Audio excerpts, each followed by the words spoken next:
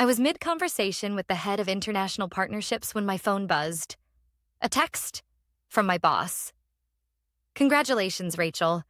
We're promoting Lisa instead of you. She's a real team player." No punctuation. Just that smug undertone I could hear even in silence. I glanced up from the screen and met his eyes across the gala hall.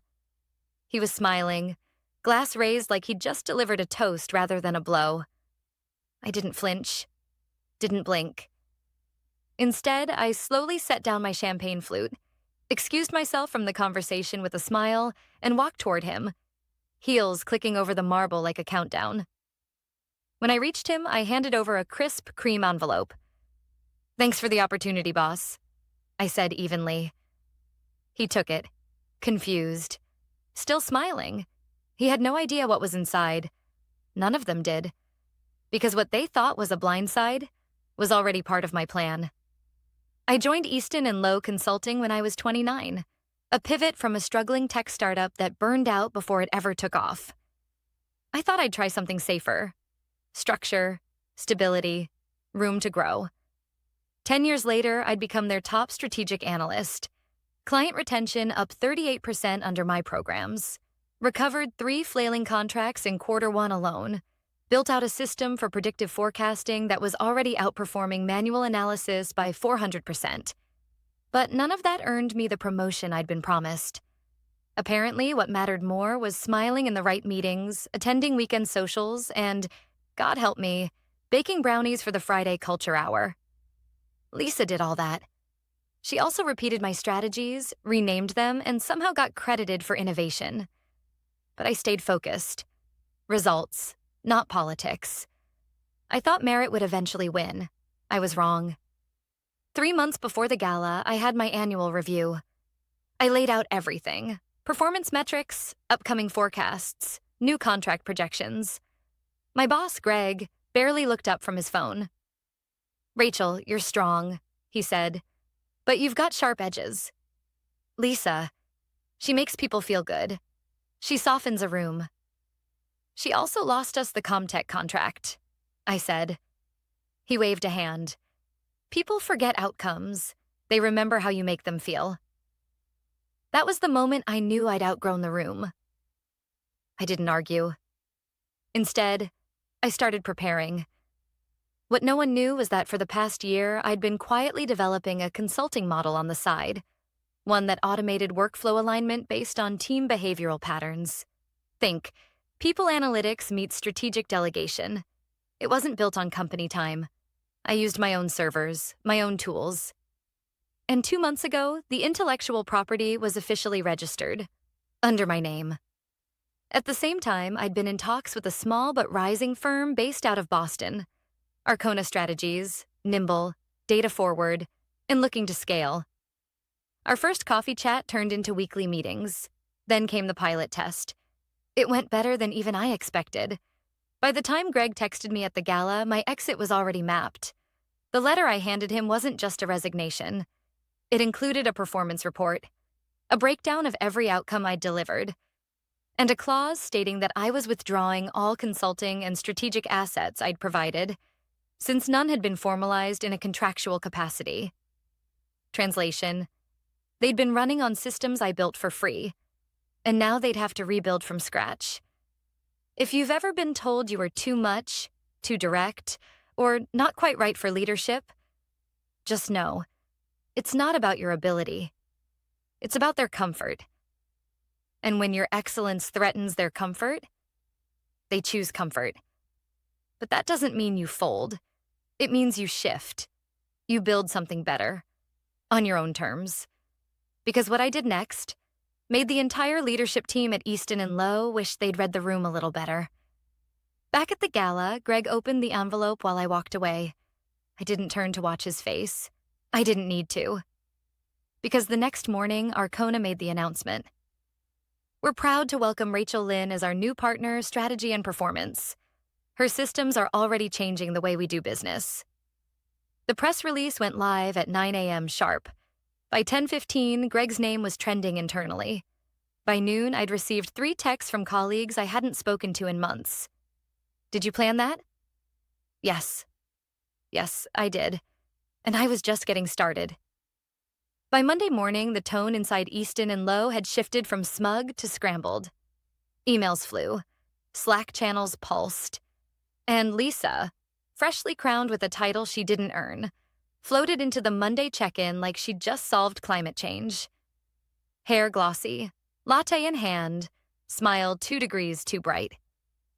"Let's make this a productive week," she chirped. Nobody answered, because half the team was already knee-deep in panic.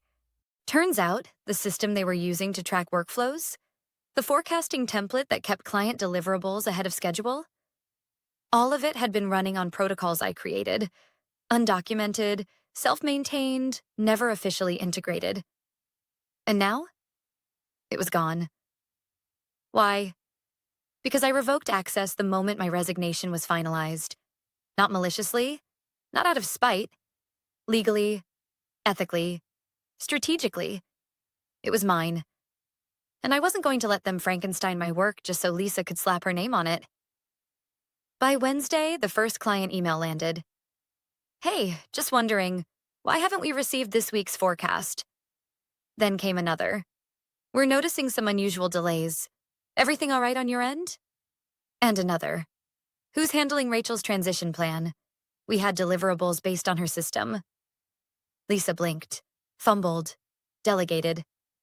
"We're just realigning," she said, copying Greg and trying to sound in control. "You'll see improvements soon." But there was no alignment. There was no system. Just a mess of spreadsheets, missed handovers, and junior analysts trying to recreate tools they didn't understand. By Friday, 3 clients had called Greg directly. One escalated. Another suspended their upcoming renewal. The third quietly emailed me. Meanwhile, I was busy. Arcona's office in Boston wasn't some utopia, but the difference was obvious. Respect was baked into the culture. No one asked me to tone it down or soften my approach. They asked for results and trusted me to deliver them. In my second week, I pitched a cross-departmental deployment of my system. By the third, we were in rollout. By the fourth, our COO asked if I'd be willing to lead a licensing negotiation with a Fortune 100 prospect. "You've built something real," she said. "We don't need polish. We need precision." Imagine that. Being valued for what I actually do. Back at Easton and Lowe, Lisa was unraveling. Her big ideas, buzzwords, her leadership, a performance. She organized team bonding brunches and posted motivational quotes on the company's Slack like that could plug the gaping holes in operations. The analysts, my former team, were exhausted, working late, redoing basic tasks because no one had access to the automated triggers I'd built into the system. And Greg? He was too proud to admit he'd fumbled the bag, too slow to grasp that he'd bet the future of the department on the wrong person. One afternoon, a junior analyst named Priya messaged me privately. "Just wanted to say, you were the glue here. It's chaos now." I didn't gloat. I didn't respond with bitterness. I just thanked her. Then I got back to work. Because I had something better than revenge. I had momentum. Arcona's growth was accelerating. My system, now branded under a new name, was being tested in 3 different industries: healthcare, retail, manufacturing, each one showing significant performance boosts. And while Lisa was posting office selfies with just grind mode, I was signing licensing deals, in silence, with receipts. 2 weeks after I left, Greg scheduled a team pulse check meeting. Lisa opened with a shallow pep talk, followed by a slide deck so generic it could have been AI generated. She stumbled over basic KP is, mispronounced a client's name, blamed legacy systems for the dip in performance.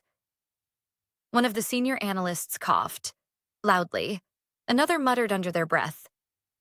Funny, Rachel never blamed the system. She just fixed it. Greg didn't respond, because in that moment, even he knew. You can't fake capability forever. And charisma might buy you the job, but it can't do the job. 3 days later, Arcona's internal press release hit LinkedIn. Rachel Lynn leads successful deployment of adaptive systems tool across 5 enterprise clients, increasing productivity by 46% in Q1. Greg read it. Lisa read it. Hell, the whole industry read it. Even Priya messaged again. They saw it. You're trending in our department Slack. People are saying they didn't know how much was you. I smiled. Now they do. If you've ever watched someone get rewarded for mimicking what you built from scratch, this story's for you. Because in Chapter 3, Lisa's illusion finally collapses. And what happens next? Let's just say, Greg's about to make a desperate call. Too little. Way, way too late. The message came on a Tuesday morning, from a number I hadn't saved but immediately recognized. Greg E. Rachel, we need to talk. Today, if possible, please. No, hope you're well. No small talk. Just panic, thinly veiled informality. I didn't respond. Not immediately. I had back-to-back meetings, licensing projections to finalize, and an Arcona executive roundtable that afternoon. Greg could wait. So could Easton and Lowe. The truth was, I already knew why he was calling. The cracks had become too big to ignore. In just 3 weeks, 3 major clients had pulled out. Internally, project delays were stacking like a Jenga tower. The analysts were floundering without a system, running on manual spreadsheets and crossed fingers. Lisa? She was on damage control, hosting emergency morale Zooms and offering cookie-cutter pep talks about adapting through turbulence. One of my old teammates forwarded me a screenshot of her latest Slack message.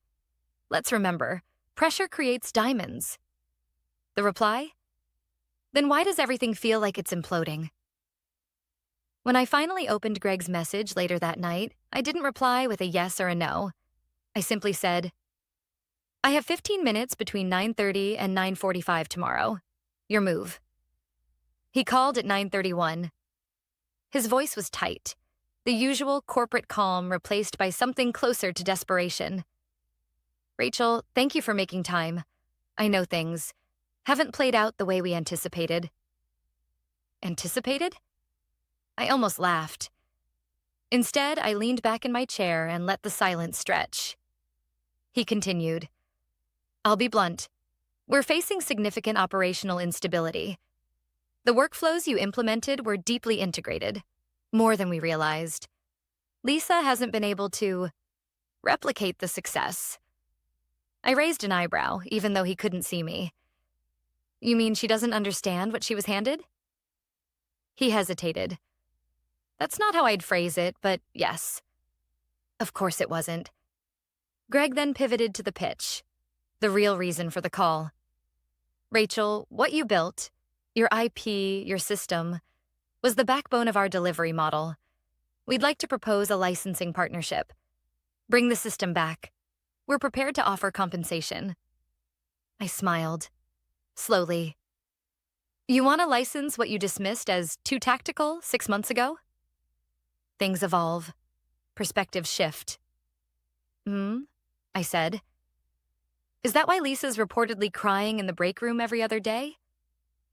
Silence. Then, softer. Rachel, we made a mistake. I made a mistake. You were never just tactical. You were the engine. It was the first time he'd admitted it, but it wasn't satisfying. Not anymore. Because the moment you stop needing someone's validation is the same moment their regret means nothing. I told Greg I'd consider his proposal, that my legal team would review terms if they were serious. He thanked me like a drowning man offered a rope. But after the call, I didn't feel triumphant. I felt clear. They didn't want to celebrate my value. They just wanted to contain the damage. Big difference. Meanwhile, at Arcona, things were accelerating. The pilot program I launched was now in full adoption phase. Clients were reporting 40% faster implementation timelines and improved accuracy across multi-phase projects. Jared, the CEO, had already looped me into a global strategy call to discuss scaling the platform internationally. You're not just solving problems, he said. You're building the future. Real leadership, real vision, not lip service, the kind Greg never gave. The next week, an anonymous Reddit post from an insider at Easton & Lowe started gaining traction on industry boards. Senior leadership bet on image over substance. Now systems are breaking, morale is tanking, and the person who could have saved it? Gone. Corporate theater at its finest. By Thursday, a leaked internal memo confirmed what we already suspected. Lisa had stepped down. Personal reasons, the memo said. But insiders knew. The numbers didn't lie. The irony? Lisa posted a farewell selfie on LinkedIn that same day. Caption: "Growth often looks like goodbye." The comments were brutal. Growth for whom? Did you mean implosion? Hope Rachel's doing well. As for me, I kept building. Arcona's board greenlit our next expansion phase. I was invited to keynote a national strategy summit. And one evening, as I left the office, I passed our wall of framed innovations. They'd added a new plaque. LinOps TM, the system that changed everything. My name etched below. No politics, no approval committee, just results. If you've ever been called too focused or not a culture fit, just know, it's never about your worth. It's about their limits. And if they can't see what you bring to the table, build your own damn table. Because in Chapter 4, Greg tries again, but this time I bring the full picture into view. And when I tell him what it'll really cost to get me back, let's just say, it's not measured in dollars. The follow-up email landed on a Sunday night. Subject line: formal proposal, strategic licensing, plus return discussion. I stared at it for a full 10 seconds before clicking. Greg never did Sunday work unless his hands were on fire, which meant things at Easton & Lowe had gone from unstable to catastrophic. Inside was a clean PDF, their logo in the corner, my name on the first line. Rachel Lynn, former strategic lead, proposed reacquisition of IP, workflow optimization and forecasting system. It was official. They wanted my system back. Not leased, not referenced, owned, integrated, white-labeled. The price they offered? $1.6 million up front, plus a long-term consultancy retainer and a full buyout of LinOps. Generous on the surface. But the second I read non-disclosure and non-compete clause, I closed the document. They weren't buying partnership. They were buying silence. Control. Which meant they still didn't get it. Monday morning, I printed the proposal and brought it into Jared's office. He didn't even blink. "You're not considering it, are you?" he asked, sipping his espresso. "Not in the slightest," I said, setting it down on his desk. He looked it over briefly, smirking. "They still think this is about code. They always did." We both knew what they were really after. The system wasn't just a set of automations. It was logic, structure, insight. It was my brain, mapped. It couldn't be duplicated, and they were finally realizing that. "Want me to have our legal team send a reply?" Jared asked. I shook my head. "Number, this one's personal." I agreed to a meeting. On my terms. Neutral ground. A private business lounge overlooking the Chicago River, far from their sterile conference rooms and cold coffee. Greg showed up 10 minutes early. He looked older, like the past month had aged him in real time. He stood as I entered. "Rachel, thanks for agreeing to meet." "Let's get to it," I said, sitting across from him, unfolding the proposal I'd printed. He launched into a pitch. Familiar phrases dressed in new desperation. "This is an opportunity to heal old wounds, to bring you back into the fold. We'll support the system fully this time." I let him speak.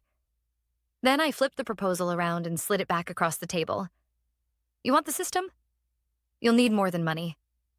His brow furrowed. "You want equity?" I shook my head. "No, Greg. I want an acknowledgement." He blinked. "Of what?" I leaned forward. "Of the fact that you ignored my work, dismissed my voice, and handed over my promotion to someone who couldn't manage a spreadsheet, let alone a team." He opened his mouth, but I didn't stop. "I submitted 3 proposals over 2 years. You declined them all. Not based on data, but because I didn't fit your mold. I didn't host team brunches. I didn't play social politics. I just delivered. He looked away. I continued. You didn't just undervalue me. You taught a team full of women and underrepresented professionals that showing up, exceeding expectations, and building quietly wasn't enough. That if they didn't perform like Lisa, they didn't belong. Silence stretched between us. Finally, Greg spoke. You're right. I didn't expect that. Not fully, but he wasn't finished. I've had to explain your absence in 4 board meetings. I've had to reassign clients who refuse to work with anyone but you. And I've lost good people. People who left because they saw what happened to you. Then let me be very clear, I said calmly. If you want access to what I built, you issue a public acknowledgement of the system's creator, by name. You retract the credit that was mistakenly assigned to Lisa. You publish it in your quarterly shareholder brief and in your client newsletter. His face paled. That's unprecedented. So was your dismissal of my work. He exhaled slowly, the weight of it settling. And if we agree? Then we talk about a limited-term license, nothing more. LinOps remains mine. My name remains on it. He nodded slowly. I'll need board approval. I know, I said. They'll say yes, because they're bleeding. Later that night, I got a message from Priya again. We just saw the internal doc you gave Greg. Word is you demanded public credit. We're all watching. And cheering. I smiled. It wasn't about revenge. It was about correction. About undoing the quiet erasure that happens when competence is passed over in favor of charisma.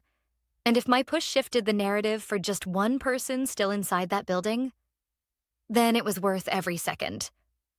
The shareholder memo was published exactly 12 days after our meeting.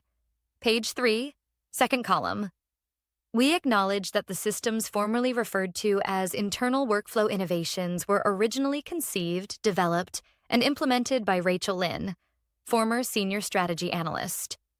We regret the prior lack of attribution and extend our full credit and appreciation for her intellectual contributions. Beneath it, my name. In bold. In full. It wasn't an apology. Not exactly. But it was a confession. And more importantly, it was public. The industry noticed. Fast. That same week, I received 5 LinkedIn messages from strategy directors at rival firms. One wrote, I knew something was off. You were always the engine. Glad they finally admitted it.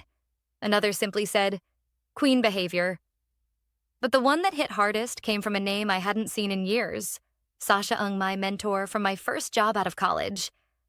A woman who taught me how to read the politics under the data. Who once told me, keep the receipts. They'll come in handy. Just saw the shareholder note. I never doubted it. They're lucky you didn't sue. I smiled. She wasn't wrong, but I wasn't interested in dragging them through courtrooms. I didn't want headlines for a settlement. I wanted the truth. And now it was out. Back at Arcona, everything was scaling. The LinOps system was in final negotiations for global licensing to a major multinational. Our pilot in Southeast Asia reduced regional onboarding time by 61%. Jared offered me a new title, Executive Vice President, Global Innovation and Systems Intelligence, not flashy, not performative, accurate. It came with a seat at the table, not because I lobbied for it, but because I built the structure the table needed to stand. 3 months later, I was invited to speak at the Women in Leadership Summit. They gave me the afternoon keynote, right after the Vice President of Strategy at none other than Easton and Lowe. Yes, Greg's replacement. I stood backstage as she delivered her polished slides and future-forward promises. I didn't feel bitter. I felt free. When my turn came, I walked up to a room of 800 professionals, many of them women who'd been told they were too much, too sharp, too focused on results. I didn't talk about my resume. I talked about the silence. The kind that happens when you do exceptional work and no one claps. The kind of silence that follows your ideas into meetings, only to have someone else present them louder, shinier, with a wink. I was told I was too focused on outcomes. I told them. Turns out that was the exact focus the industry needed. By the time I finished, the room was on its feet. And this time, the applause was mine. Earned, not gifted. Later that evening, as I left the event, a young analyst stopped me near the elevators. "You don't know me," she said, "but I followed your story. I used to think I had to shrink to be seen. You proved otherwise." Her voice cracked slightly, and I saw myself in her. In the quiet strength, the flicker of fire just beneath. I smiled. "You don't have to get louder. You just have to stop dimming." She nodded, and I walked away knowing something had shifted. Not just for me, for all of us. Easton and Lowe never fully recovered. Their client list shrank by 40% in 6 months. Recruitment slowed. And Lisa? She went quiet, deleted her girl boss posts. Rumor was she was consulting at a mid-sized firm in Ohio, trying to rebuild. As for Greg, he stepped down quietly after the board began asking too many questions he couldn't answer. Their house of cards collapsed. Not because I pushed it, but because I walked away with the blueprint and took the foundation with me. Now, I live in a brownstone in Lincoln Park. The framed patent for LinOps hangs beside a signed licensing agreement from a Fortune 50 partner. My email signature includes 3 words I never thought I'd see next to my name: founder, inventor, strategist. Not because someone allowed it, but because I claimed it.